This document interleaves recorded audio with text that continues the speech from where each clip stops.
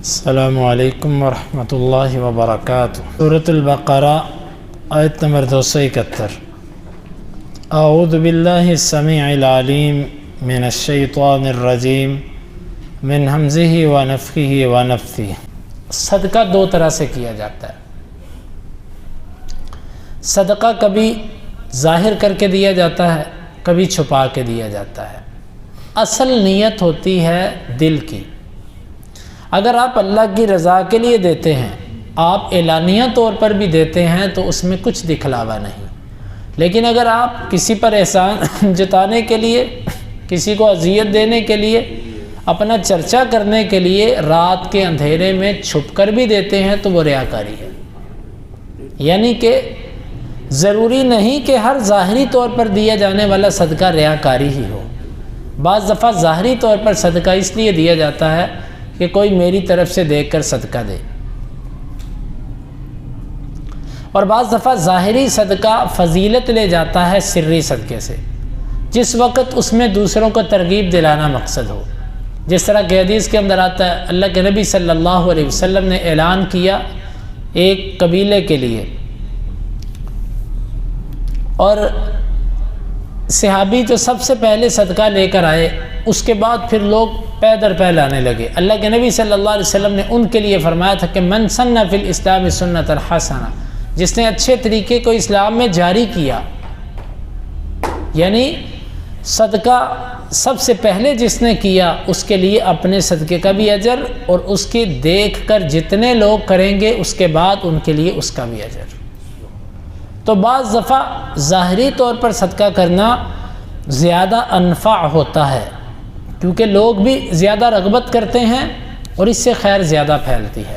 اور بعض دفعہ یوں ہوتا ہے کہ آپ کا سری طور پر دینا بہتر ہوتا ہے، اور اس میں فرق ہوتا ہے۔ بعض دفعہ صدقہ کیا جاتا ہے، مثال کے طور پہ اجتماعی فنڈ جو ہوتا ہے نا، مثلا آپ مسجد کے لیے کرتے ہیں، جہاد کے لیے کرتے ہیں، بیت المال کے لیے کرتے ہیں، اس میں غالب طور پر اجتماعی طور پر ہونا چاہیے تاکہ لوگ زیادہ سے زیادہ رغبت کریں۔ اور جب آپ کسی بندے کے لیے شخصی تعاون کرتے ہیں اور اگر اس بندے کو کوئی جانتا ہے تو پھر اس میں بہتر یہ ہے کہ آپ سری طور پر کریں تاکہ اس بندے کو کوئی اذیت نہ دے سکے، اس کے بچوں کو، اس کے گھر والوں کو کوئی حقارت کی نظر سے دیکھ نہ سکے۔ اجتماعی کاموں کے اندر اعلانیہ ہو جائے بہتر، اور انفرادی کاموں کے اندر سری ہو جائے تو بہتر۔ البتہ اس میں اہل علم کا اختلاف ہے کہ افضل کون سا ہے۔ اس میں افضل وہی ہے جس میں نفع زیادہ ہے۔ اگر آپ سمجھتے ہیں کہ میرے نفس کے اندر دکھلاوا آ سکتا ہے، ریاکاری آ سکتی ہے، تو آپ کے حق میں یہی بہتر ہے کہ آپ چھپ کر دیں۔ اگر آپ سمجھتے ہیں کہ میرے اللہ کا فضل ہے، یہ اللہ کا دیا ہوا مال ہے اور اللہ کی دی ہوئی توفیق ہے، اس میں میرا کچھ کمال نہیں، پھر آپ اعلانیہ طور پر دیں تاکہ آپ کی دیکھا دیکھی اور لوگ بھی دے سکیں۔ بعض اہل علم نے یوں فرق کیا ہے کہ فرضی جو صدقہ ہوتا ہے زکوٰۃ فطرانہ، یہ بتا کر دینا چاہیے اعلانیہ طور پر تاکہ پتہ چلے یہ بندہ زکوٰۃ ادا کرتا ہے، اور جو نفلی صدقہ ہے یہ مخفی دینا چاہیے، کیونکہ یہ ایک زائد چیز ہے۔ تو اس میں عام طور پر، کیونکہ زکوٰۃ تو ہر ایک نے دینی، اس میں کوئی دکھلاوا نہیں ہو سکتا۔ البتہ عام نفلی صدقوں کے اندر دکھلاوے کا شائبہ ہوتا ہے، لیکن یہ بھی علماء کا ایک کیا ہوا فرق ہے، اس پر واضح دلیل کوئی نہیں ہے۔ مثلا ایک بندہ چھپ کے زکوٰۃ دیتا ہے تو کیا اس میں عیب ہے شرعاً؟ کوئی عیب نہیں۔ اور ایک بندہ اعلانیہ صدقے بھی، نفلی صدقے بھی اعلانیہ طور پر کرتا ہے تو اس میں کوئی عیب نہیں۔ بس میں نے آپ سے گزارش کی کہ یہ دیکھنا ہے کہ نفع کس میں زیادہ ہے۔ اگر اعلانیہ دینے میں نفع ہے تو اعلانیہ دے، اگر سری دینے میں نفع ہے تو سرن دے، دونوں طریقے ہی درست ہیں۔ اللہ تعالیٰ نے فرمایا کہ اگر تم صدقات کو اعلانیہ طور پر دیتے ہو تو یہ بڑا اچھا ہے، اور اگر تم اسے مخفی رکھتے ہو، مخفی رکھنے کے بارے میں فضیلت بہت زیادہ آئی ہے۔ حدیث کے اندر آتا ہے کہ جس نے صدقہ کیا حتی لا تعلم شمالہ ما تنفق یمینہ، اس کے بائیں کو بھی پتہ نہ چلا کہ دائیں نے کیا خرچ کیا، تو آپ صلی اللہ علیہ وسلم نے فرمایا کہ اللہ تعالیٰ اس کو اپنے عرش کا سایہ عطا فرمائے گا۔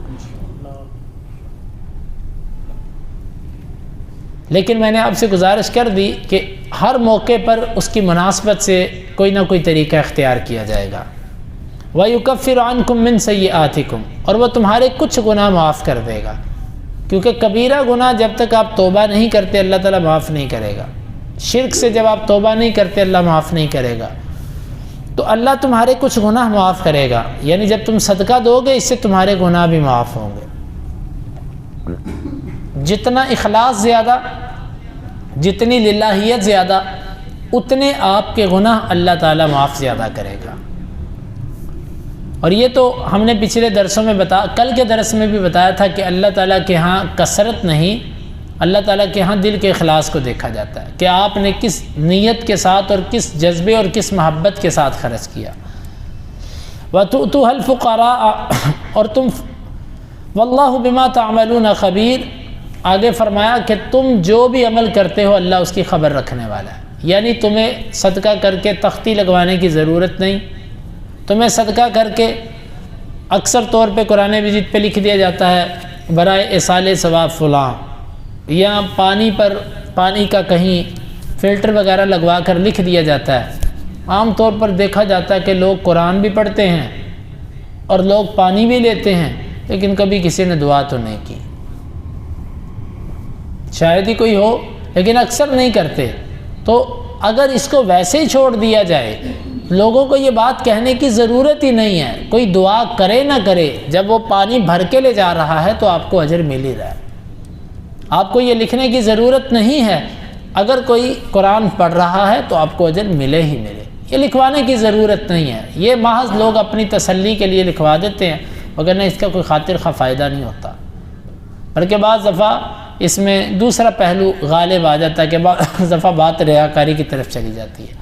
ہاں اگر کوئی بندہ یہ جذبہ رکھتا ہو کہ کوئی اور بھی اس خیر سے فائدہ اٹھانا چاہے تو وہ میرے سے رابطہ کرے، اس کو چاہیے اپنا نمبر لکھ دے وہاں پر، کہ اگر کسی ساتھی کو ضرور، مثلا مسجد میں کوئی بندہ کرسیاں رکھتا ہے تو بجائے اس کے کہ وہ لمبے چوڑے القاب لکھے اپنے، اس کو چاہیے کہ وہ یہ کہہ دے کہ فری کرسی حاصل کرنے کے لیے اس نمبر پہ رابطہ کرے، مسجد کے لیے کرسی حاصل کرنے کے لیے اس نمبر پہ رابطہ کر دیں، یا کوئی خیر آپ دینا چاہتے ہیں اس پہ کہیں فی سبیل اللہ حاصل کرنے کے لیے اس نمبر پہ رابطہ کریں، بس کافی ہے۔ اس سے آپ کا خیر بھی پھیلتا جائے گا اور آپ کا نام بھی چھپا رہے گا۔